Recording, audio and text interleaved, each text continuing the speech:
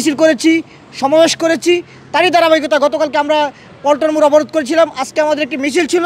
এই মিছিল শেষে আমরা প্রধান উপদেষ্টা বরাবর আমরা একটি স্মারকলিপি দিয়েছি। এখানে আওয়ামী লীগকে নিষিদ্ধ, গণহত্যার বিচার এবং উপদেষ্টা পরিষদ পুনর্গঠন, পাশাপাশি আমরা বিগত সময় যে বলেছি জুলাই গণঅভ্যুত্থানের যে স্পিরিট সেটাকে ধারণ করতে হলে এবং রক্ষা করতে হলে অবশ্যই এই অন্তর্বর্তীকালীন সরকারকে জাতীয় সরকার রূপদানের মাধ্যমে জুলাই গণঅভ্যুত্থানের সকল অংশীদারগুলোকে নিয়ে কীভাবে জাতীয় সরকার রূপ দেওয়া যায় সে বিষয়টি আমরা বারবার বলেছি। আমরা আজকেও সে বিষয়টি উল্লেখ করেছি।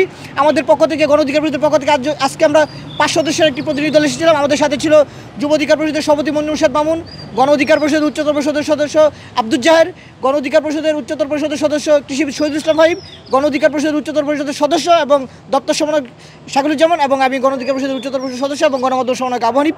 এখন আমাদের যে আজকের যে স্মারকলিপিটি ছিল সেটি লিখিত বক্তব্যটি পাঠ করবেন গণ অধিকার পরিষদের উচ্চতর পরিষদের সদস্য এবং দপ্তর সমন্বয়ক শাকিলুজ্জামান। আসসালামু আলাইকুম প্রিয় সাংবাদিকবৃন্দ, আমরা গণ অধিকার পরিষদের পক্ষ থেকে অন্তর্বর্তীকালীন সরকারের মাননীয় প্রধান উপদেষ্টা ডক্টর ইউনূস স্যারের কার্যালয়ে আজকে আমাদের গণ অধিকার পরিষদের এই স্মারকলিপিটা আমরা আজকে প্রদান করেছি। স্মারকলিপিটা রিসিভ করেছেন অন্তর্বর্তীকালীন সরকার প্রধান ডক্টর ইউনূস স্যারের এপিএস সাব্বির আহমেদ। উনি আজকের আমাদের এই স্মারকলিপিটা উনি রিসিভ করেছেন। আমরা স্মারকলিপিতে যে বিষয়গুলো উল্লেখ করেছি, আমাদের যে বিষয়গুলো ছিল, ফ্যাসিস্ট দল হিসাবে আওয়ামী লীগকে নিষিদ্ধকরণ, গণহত্যার বিচার, রাষ্ট্র সংস্কার, আহতদের পুনর্বাসন, শহীদ পরিবারকে ক্ষতিপূরণ, শহীদ ও আহতদের প্রকৃত তালিকা প্রণয়নের অগ্রগতি এবং ডামি রাষ্ট্রপতি গণহত্যা মামলার আসামি আব্দুল হামিদের দেশ ছাড়ার প্রসঙ্গে জনাব, গণ অধিকার পরিষদের পক্ষ থেকে সালাম ও শুভেচ্ছা নেবেন। ইতিমধ্যেই আপনার সরকারের মেয়াদ 9 মাস অতিবাহিত হয়েছে, কিন্তু এখনও পর্যন্ত রাজনৈতিক ঐক্যমতের ভিত্তিতে ফ্যাসিস্ট দল আওয়ামী লীগের সাংগঠনিক কার্যক্রম নিষিদ্ধের বিষয়ে আপনার সরকারের কোনো পদক্ষেপ পরিলক্ষিত হয়নি। আওয়ামী লীগের বিষয়ে জনগণের সেন্টিমেন্ট অত্যন্ত নেতিবাচক। ইতিমধ্যে আওয়ামী লীগ নিষিদ্ধের দাবিতে আন্দোলন শুরু হয়েছে। জনগণের এই দাবি পূরণে গণ অধিকার পরিষদ জাতীয় সংলাপের প্রস্তাব করছে। এছাড়া গণহত্যার বিচার নিয়ে ধীরগতি পরিলক্ষিত হচ্ছে। দ্রুত সময়ে বিচার নিষ্পত্তিকরণে ন্যূনতম 5টি ট্রাইব্যুনাল গঠনের প্রস্তাব করছে গণ অধিকার পরিষদ। আওয়ামী লীগের যে গণহত্যার বিচার, এই গণহত্যার বিচার যেন খুব দ্রুত সময়ে করা হয়, সেই লক্ষ্যে গণ অধিকার পরিষদের পক্ষ থেকে 5টি ট্রাইব্যুনাল গঠনের প্রস্তাব গঠন করা হয়েছে। অত্যন্ত দুঃখের সাথে বলতে হচ্ছে, এখন পর্যন্ত শহীদ ও আহতদের প্রকৃত তালিকার কাজ শেষ হয়নি। ইতিমধ্যে আপনারা বিভিন্ন সময় দেখতে পাচ্ছেন যে এখনও পর্যন্ত শহীদ পরিবারদের প্রকৃত তালিকা প্রকাশ করা হয়নি এবং শহীদ পরিবার এখনও অনেক শহীদ পরিবার আমাদের কাছে এসে বেড়ায়, তারা তালিকাভুক্ত হয় না। এটা খুবই দুঃখজনক। অনেকের শহীদ পরিবার তাদের লাশ পর্যন্ত পায় নাই, সেই তালিকাটা পর্যন্ত কিন্তু এখনও করা হয়নি এবং আহতদের চিকিৎসাও কিন্তু এখনও পর্যন্ত ভালোভাবে করা হচ্ছে না। অনেক আহত পরিবার চিকিৎসা পর্যন্ত আহতরা পাচ্ছে না। শহীদ পরিবারকে ক্ষতিপূরণ প্রদান ও আহতদের পুনর্বাসন নিয়ে সরকারের চিন্তা ও পদক্ষেপ যথেষ্ট দৃশ্যমান নয়। যাদের রক্ত ও সংগ্রামের বিনিময়ে গণঅভ্যুত্থান পরবর্তী অন্তর্বর্তীকালীন সরকার, তাদের যথাযথ মর্যাদা ও ক্ষতিপূরণের প্রস্তাব করছে গণ অধিকার পরিষদ। এছাড়া গণমাধ্যমের তথ্যমতে অন্তর্বর্তীকালীন সরকারের সবুজ সংকেত পেয়ে ডামি রাষ্ট্রপতি গণহত্যা মামলার আসামি আব্দুল হামিদ তার পুত্র ও শ্যালককে নিয়ে গত 8ই মে বৃহস্পতিবার রাত 3টা 5 মিনিটে দেশ ছেড়েছেন। আপনার সরকারের স্বরাষ্ট্র উপদেষ্টার দায়িত্বে থাকা অবস্থায় সে কিভাবে দেশ ছাড়ল, এ বিষয়ে জনমনে তীব্র ক্ষোভ বিরাজ করছে।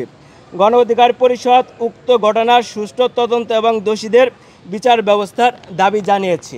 আপনারা বিভিন্ন সময় দেখেছেন গণ অধিকার পরিষদের পক্ষ থেকে আমরা আহতদের ক্ষতিপূরণের বিষয়ে বারবার বলে আসছি, কিন্তু এখনও পর্যন্ত আহতরা কিন্তু ক্ষতিপূরণ পায়নি। এমনকি অনেক আহতদের তালিকা পর্যন্ত করা হয়নি।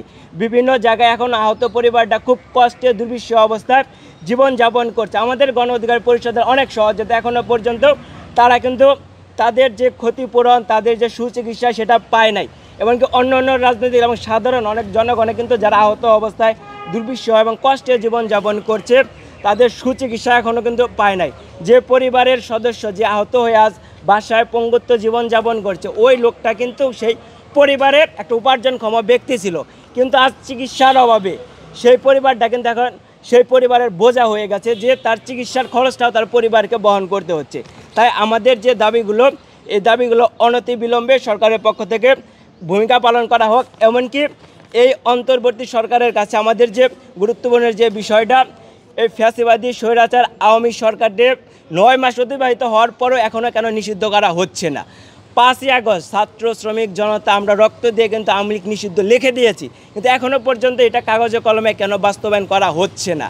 যে আওয়ামী লীগ এদেশের মানুষের উপর গণহত্যা চালিয়েছে, এদেশের মানুষকে নির্বিচারে হত্যা করেছে, তাদের এদেশে রাজনীতি করবার কোনো অধিকার নেই। তাই আমরা বলতে চাই অনতিবিলম্বে আওয়ামী লীগকে নিষিদ্ধ করা হোক, এমনকি এই গণহত্যার সাথে যারা জড়িত তাদের বিচার করা হোক এবং আহত পরিবার এবং শহীদ পরিবারদেরকে ক্ষতিপূরণ দেওয়া হোক। আপনাদের কোনো প্রশ্ন থাকলে বলতে পারেন। আচ্ছা শাকিব ভাই, আমার একটা প্রশ্ন হচ্ছে, আপনারা তো প্রধান উপদেষ্টার কাছে যে স্মারকলিপি দিয়েছেন আওয়ামী লীগ নিষিদ্ধ সহ অন্যান্য অনেকগুলো বিষয় আছে, কিন্তু আওয়ামী লীগ একটা রাজনৈতিক দল, সেখানে যদি নিষিদ্ধ করতে হয় সেখানে কি শুধু নির্বাহী আদেশে প্রযোজ্য নাকি অন্য আইনি প্রক্রিয়া যাওয়াটা উচিত বলে মনে করেন? 1 নম্বর পয়েন্ট। 2 নম্বর পয়েন্ট হচ্ছে, যেমন আমরা দেখেছি 13 এবং 14 সালের দিকে জামাত ইসলামকে যে নিবন্ধন বাতিল করতে আওয়ামী লীগ সরকার চলে গেছে, তারপরে জামাতের নিবন্ধন ফিরে পায় না। কারণটা ছিল তারা আদালতের মাধ্যমে একটা প্রসিডিওরের মাধ্যমে তাকে নিবন্ধন বাতিল করতে বা নিষিদ্ধ করতে রাজনীতি। সেই জায়গা থেকে আওয়ামী লীগের নিষিদ্ধ বা রাজনৈতিক নিবন্ধন বাতিল সহ সব কিছু মিলে আপনারা যে রাজপথে আন্দোলন করছেন, স্মারকলিপি দিচ্ছেন, সব কিছু শেষে আইনি প্রক্রিয়াতে কেন যাচ্ছেন না? কারণ আপনাদের এবং বিভিন্ন রাজনৈতিক দলগুলো কিন্তু আইনজীবী ফোরাম আছে অলরেডি, কিন্তু আমরা আদালতের কাছে বা আদালতের প্রক্রিয়াতে কেন যাচ্ছে না, যেটা স্থায়ীভাবে কিছু একটা সব হতে পারে?